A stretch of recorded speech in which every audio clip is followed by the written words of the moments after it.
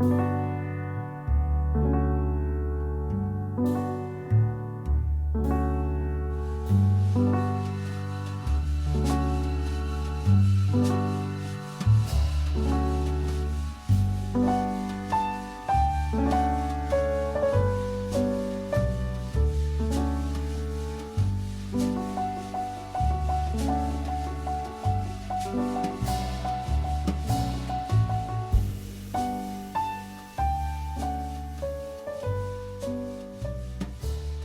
listening to Say the World, an international writing podcast. I'm Mike Meginnis, the communications coordinator at the IWP. And I'm Christopher Merrill, the director of the IWP. This week's interview is a conversation with Reetta Pekkanen, who is a poet from Finland. Among Reetta's many other good qualities, she has a talent for brevity, which leaves us with a little extra time for conversation. So I wanted to check in with you about, well, first of all, how are you doing? I'm okay, and you? I'm having one of those periods where I'm like totally sick of myself and I don't particularly like I'm just kind of, you have months where you're feeling like you're at peace with yourself, and then you have months where you feel at war with yourself. I'm a little more at war, but that's okay. That's all part of the process. Is that a function of having turned in a new book a couple of weeks ago? It's that yes, actually, I hadn't thought of it, but that's exactly what it is. I turned in a draft for my agent. I got it.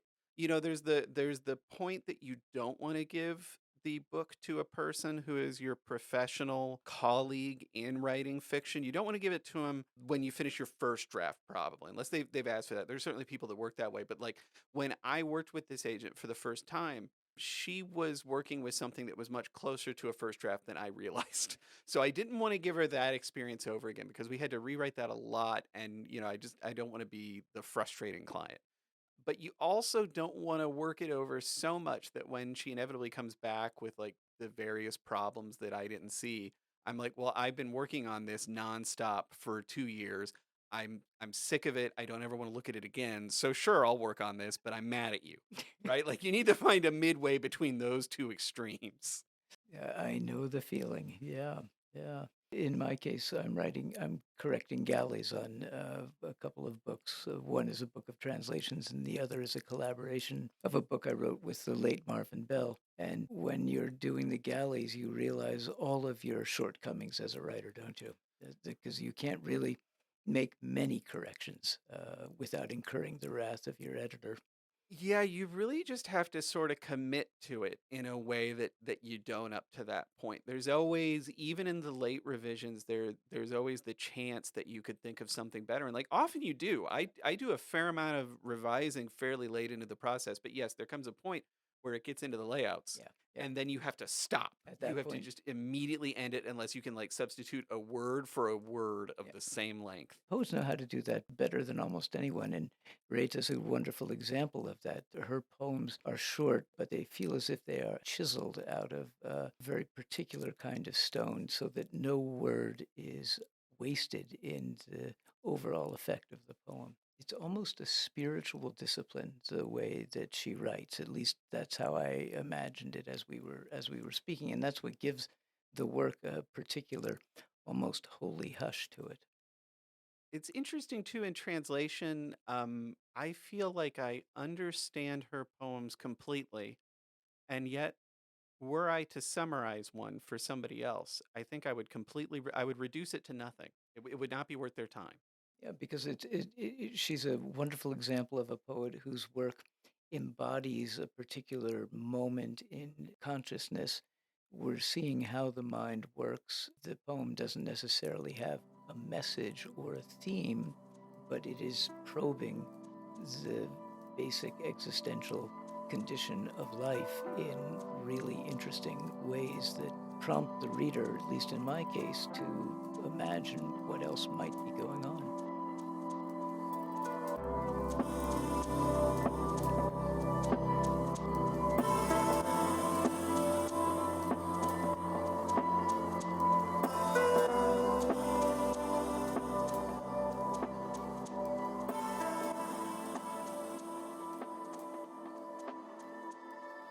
Satoja tuhansia kilometrejä pelkkiä mustia koskettimia, eikä yhtään kättä, joka yltäisi koskettamaan niitä.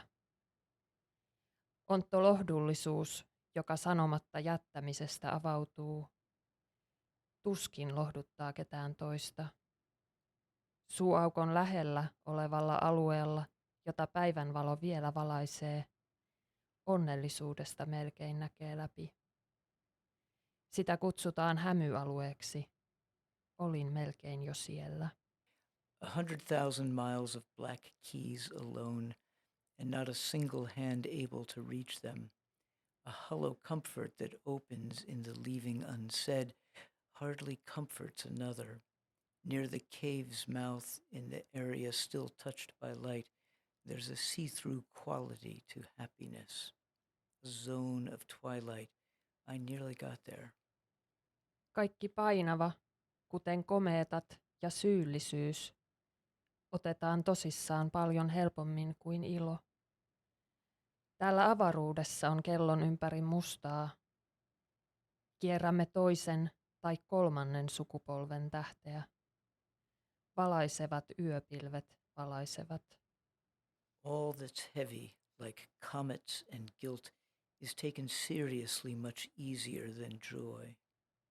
Here in space, it's dark around the clock. We're circling a second or third generation star. Illuminating night, clouds illuminate. Jo yksikin huonekasvi auttaa lievittämään yksinäisyyden tunnetta. Monta huonekasvia kiipeää lomittain yötaivaan alla. On liehuttava kokonaisena tuulessa, kun on rikki. On lyhytnäköistä vain olla, kuten on, kun on rikki. Even a single houseplant helps to alleviate loneliness. Intertwined, they swarm against the night sky. You should flutter entire in the wind when you're torn. It's short-sighted to remain as you are when you're torn. Jos tietää osoittaa yhden ilmansuunnan, tietää osoittaa ne kaikki. Jos haluaa yhden äänen, olisi suostuttava kuulemaan ne kaikki. Toistuu samanlaisena se, minkä piti olla ainoaa ja haurasta. Pöllöt nukkuvat elävien puiden sisällä ja ihmiset elävät ja nukkuvat kuolleiden puiden sisällä. Get a point on the compass and you've got all the points. To get just one sound, you have to be willing to hear the noise. What supposedly was unique and fragile now dully repeats. Owls sleep inside live trees and people live and sleep inside dead trees. Jos se räjähtää, mutta sillä ei ole kiire, on se luultavasti vakavaa.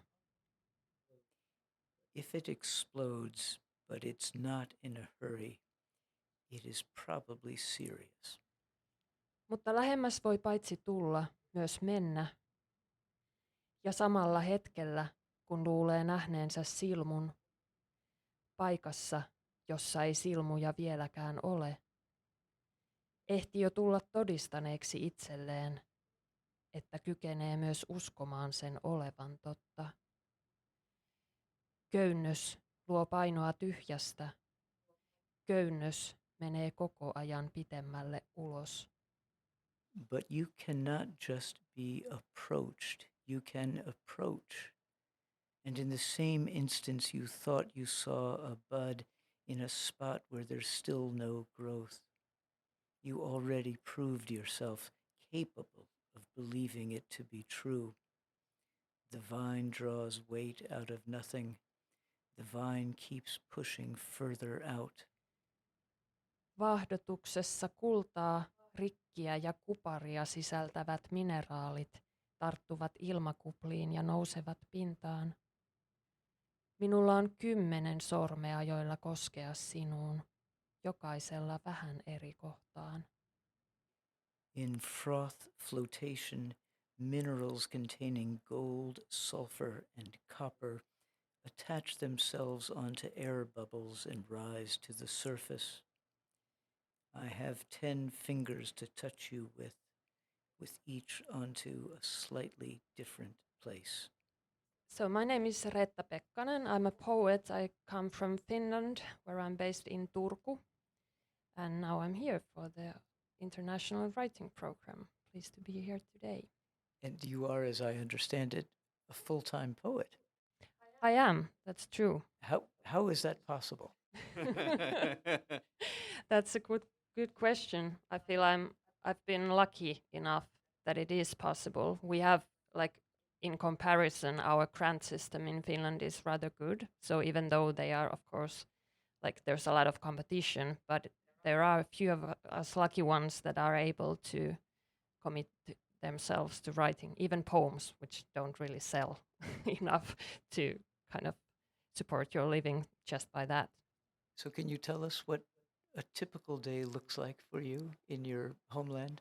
Oh gosh, I don't know if I have such thing as a typical day. I feel like it depends so much on, like, what point of the process I am in my writing. Like, I'm quite slow at writing, so I've published 3 books of poetry so far, and in between of each book, there's been almost 5 years. So the processes are long. So, like, the first 2 years look quite different from the, like, point where I'm actually just editing things and trying to polish it up. So yeah, it depends. There are some times or periods when I work very intensively, and, like, then it can almost look like a normal working day from 9 to 5, you know. But then there are days when, if you look at me, I don't look like I'm doing anything. Something is clearly happening in my head, I hope. But it seems to me that your poems come from a great distance. There's a lot said in the silences between stanzas, the white space between stanzas, and even word to word, I have the sense that each phrase is a distillation of a lot of different ideas and velocities of thought. Is that a fair assessment of what your writing practice might be? I think so. I think so. Yes. And I feel like I'm not good at writing much.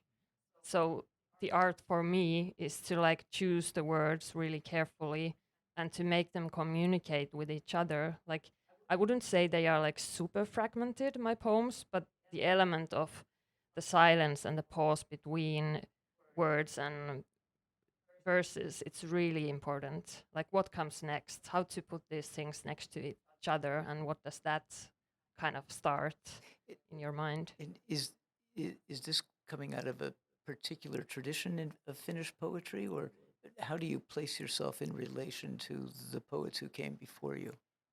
Wow, that's a big question. I'm sure they can be seen as part of several traditions, but, like, in the past, I don't know how many years, maybe 10 years, like, I mentioned the word fragmented. So that's one tendency that's for sure been present in the Finnish poetry, like fragments and the aesthetics of that. So they kind of form something together, but they are seemingly small pieces of writing. So that's present in my writing for sure, even though I wouldn't consider that I'm, like, really fragmented. More of a serial kind of poetry than fragment connected to fragment connected to fragment. Yes, there is the serial thinking, and also, like, the book itself. Like, also as a reader, what I do, I try to read poetry books, like, once the whole book. Like, I don't take pauses. I read the whole thing. And also when I write, I kind of intend it to be read all book at once. So it's not that much about single poems for me, but the entity and what does it say as a book and how does it work as a book and what kind of points there are in your reading experience of the whole thing. And how long would a typical book of yours be? Yeah, I guess that depends on the speed in which you read, but they're not that long. Yeah, half an hour. But they seem to pack so much energy in each book. Yeah, and of course, I hope there's more to them. Like, you can always come back, and maybe you want to go back to them and look more closely. But the first sight of them, I don't know. It's important for me that they are there's a lot of them together. The American poet and Nobel laureate Louise Gluck once noted in an essay that when she finished writing a book, she would go through the book and note all the words that she used more than once and the rhetorical strategies that she felt she had overused, and therefore there would be a silence after the completion of the book in which her imagination, both figurative and auditory, might be gathering new materials. I wonder if that's something like what you go through after finishing a book in those first 2 years afterwards. Is there a sort of search for a new kind of a language, a new way to proceed as a poet? I'm quite sure there is, and I feel like you kind of feel when you come up with something important that these words now have a significant meaning to them.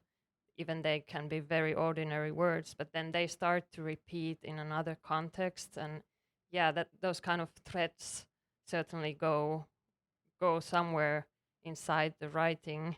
And yeah, that sounds very familiar too. Like when the book is done, I kind of want that the certain words, those that are really play a role in that book, that they kind of all of them can be picked up from the book and they make sense, like they refer to same things in a way. If I talk about I don't know what, like a vine is important in my previous book, so that there are several vines in different poems, so that they don't contradict each other in that what they refer to.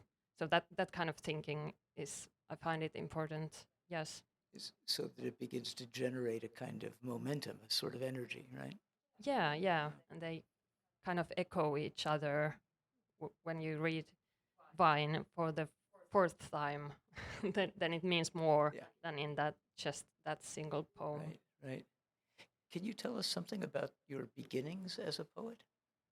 Well, like writing, and more so prose writing, has been always present in my life.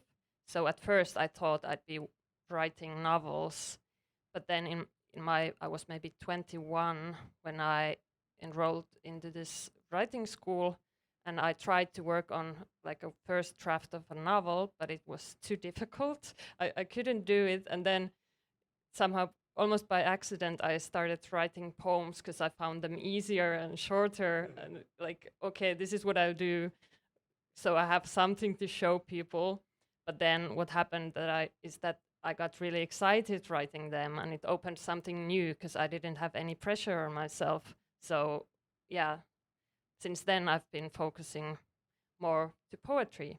But yeah, I don't know what I'm thinking of doing next might take me a little bit back towards writing prose and novels, and kind of this new liberating feeling that now that's where I don't have any pressures on myself.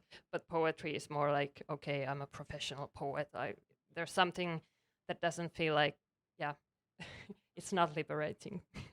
Hence your interest in hybrid forms, what might mix poetry and prose?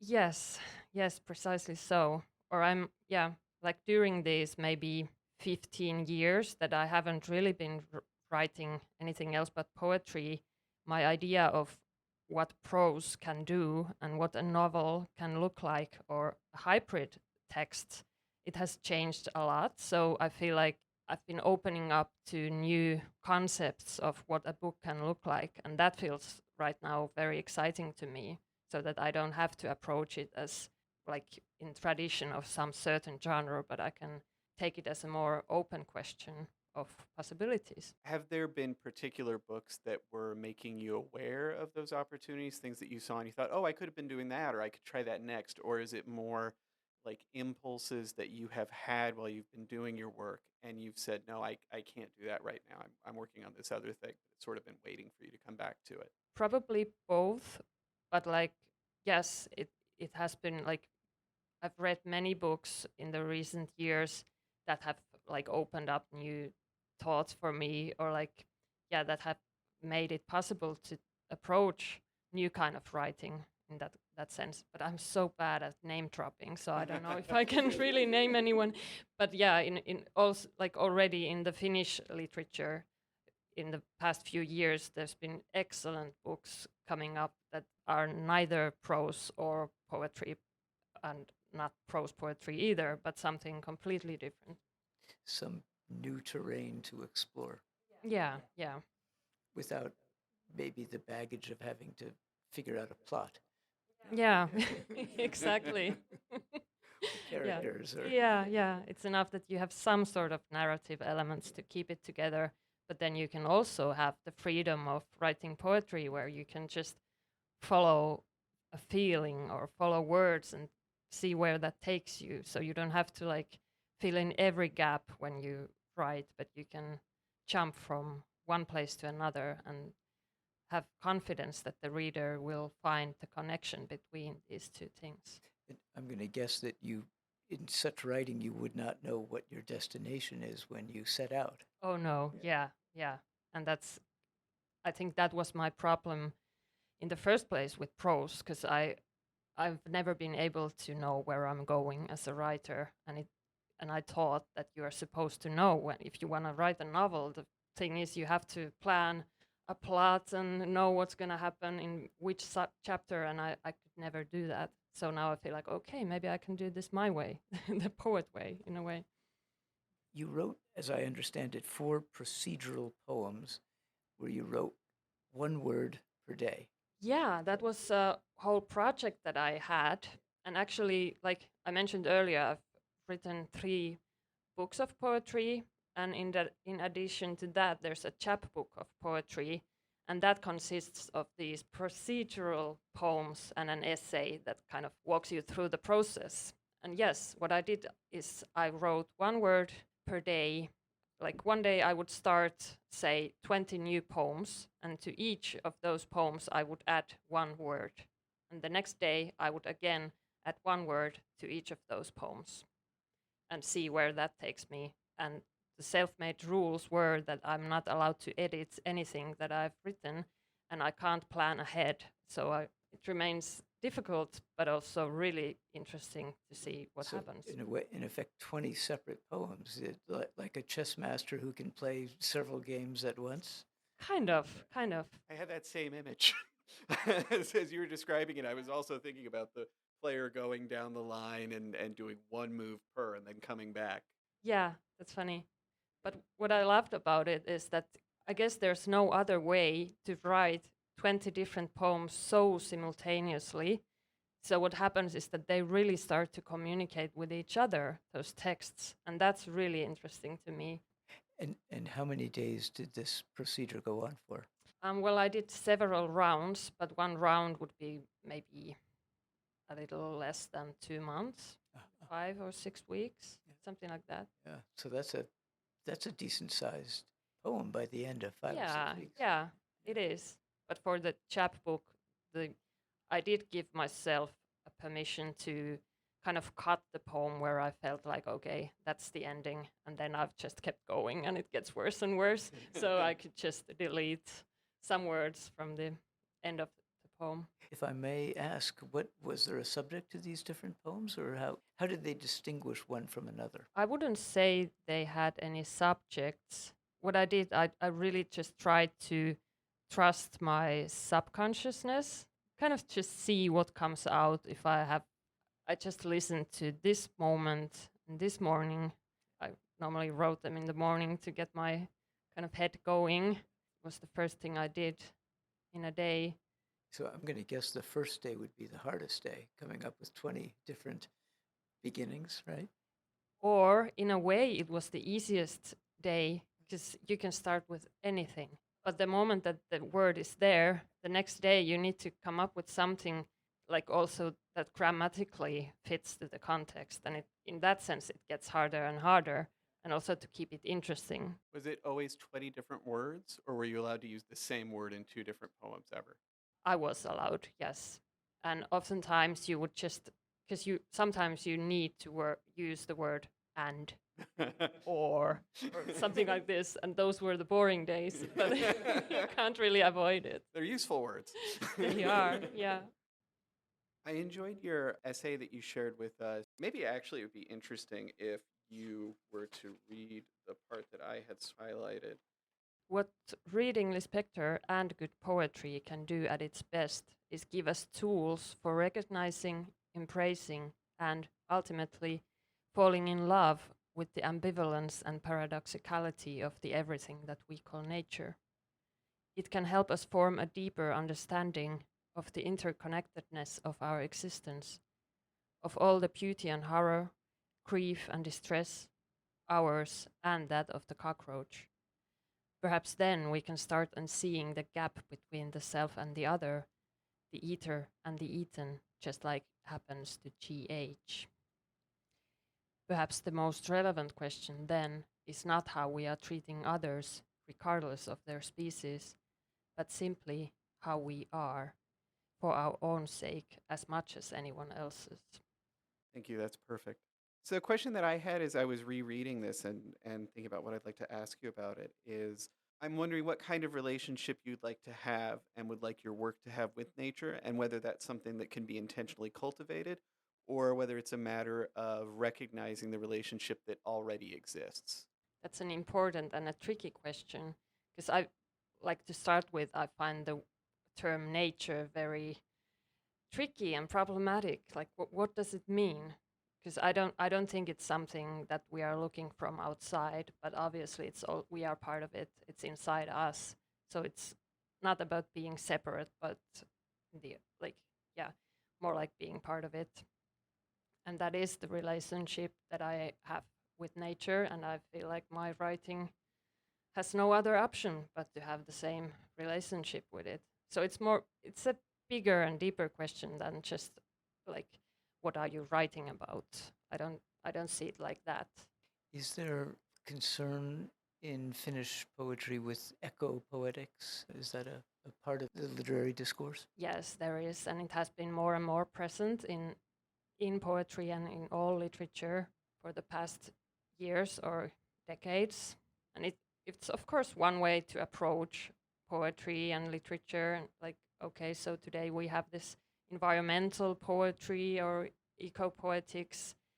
But yeah, I feel like it would be really weird if we weren't writing about that. So it's kind of obvious it needs to be there. But to me, it's not still interesting subject to approach it as a subject, Yeah. but it's unavoidable to have it like as part of like a fundamental part of our experience of living in this era where with all these catastrophes it just we have no choice, but then we have to find a way to relate to that, and maybe that's where the writing and poetry can come in. So I feel like also in my work it's very present there, or you can read them like they are trying to come in terms with the emotions and the feelings that we have because of living in this era. Yeah. Well, we're talking today just after two dams burst in Libya, and thousands of people have lost their lives, and we know about the extreme weather events that seem to be almost daily occurrences now. So it's hard even for the most willfully oblivious to not recognize that something is going on in the natural world, which is to say, in our world, right? Yes, yes, precisely so. And that brings a lot of feelings. Yeah. I also wonder, you're coming from a country that has only recently joined NATO in the wake of the Russian invasion of Ukraine, which is a really large step in a different direction than Finland traditionally has been. I wonder if that's starting to, the consequences of that are starting to ripple through literary life in your country. I haven't maybe noticed it yet myself. I'm sure that's one of those things that are there, and afterwards Yeah. you are able to see that okay, this is what happened then. So in the following 3 years, we got these books, and it's kind of you can read it there, just like COVID. Yeah. It has influenced Yeah. everything. But yeah, I don't remember reading anything like poetry or anything that would be. But these are dramatic changes from They are. COVID to the climate crisis to the Russian invasion of Ukraine. the world has, in significant ways, been turned upside down. And poets have a special possibility or responsibility or obligation in such moments. Do you feel that way? Yeah. On the other hand, I feel like saying that it's not our duty. Yeah. It's now Yeah, not no. our responsibility to tell the world what What's to do going on. next. Yeah. But yeah, of course, there is this that we are there kind of sniffing the air on the front line in some sense, like what will come next? What does all this mean? Yeah. What is the next direction that we can take? So that's probably there, and that's true. Yeah. No, I was thinking about it just in the case of the IWP, when we had writers from all around the world gathered here on 9/11, and I don't think anyone really knew how to write about it, how to address it, how to interrogate it, but there was a common recognition that the world has just changed, and we don't know what's going to happen next, but it will likely be interesting and perhaps terrifying. Yeah. And looking back on 9/11, I still Yeah. don't know what to make of it all. Yeah. And sometimes I feel like the biggest things are so big that you don't really see them. Yeah. Like they are so big that I don't know what to compare it to. But Yeah. if they are right in front of you, you feel nothing maybe. Yeah. But afterwards you see, okay, that was big. I wonder if you could talk a little bit about your experience coming to Iowa, and especially, I'm curious if there's like one really interesting thing that you've learned either from your fellow writers or just in your time here. There are so many things I've learned already, but also in this case, I feel like it will come afterwards. I will realize it afterwards. First, I have to live through it, and I just try to suck in everything, all the influences we're like soaked in in influences. So I'm taking that in, and afterwards I'll see what did just happen, and that's how I'm feeling in a way. It's a wonderful bubble that I'm living in right now. And are you writing while you're here? I am. Yeah. I am. I don't have the time for that all the time, but then again, I'm not like I'm not demanding that from myself that I would have to be writing while I'm here, but it's happening. It's happening. Say the World, an international writing podcast, is a production of the International Writing Program at the University of Iowa. IWP programming is primarily funded by the University of Iowa and the Bureau of Educational and Cultural Affairs at the U.S. Department of State, with additional funding provided by organizations like the Doris Duke Foundation, as well as donors like you. If you'd like to donate to the IWP, go to bit.ly/IWP-support. Links to further information and additional credits for this episode are in the show notes.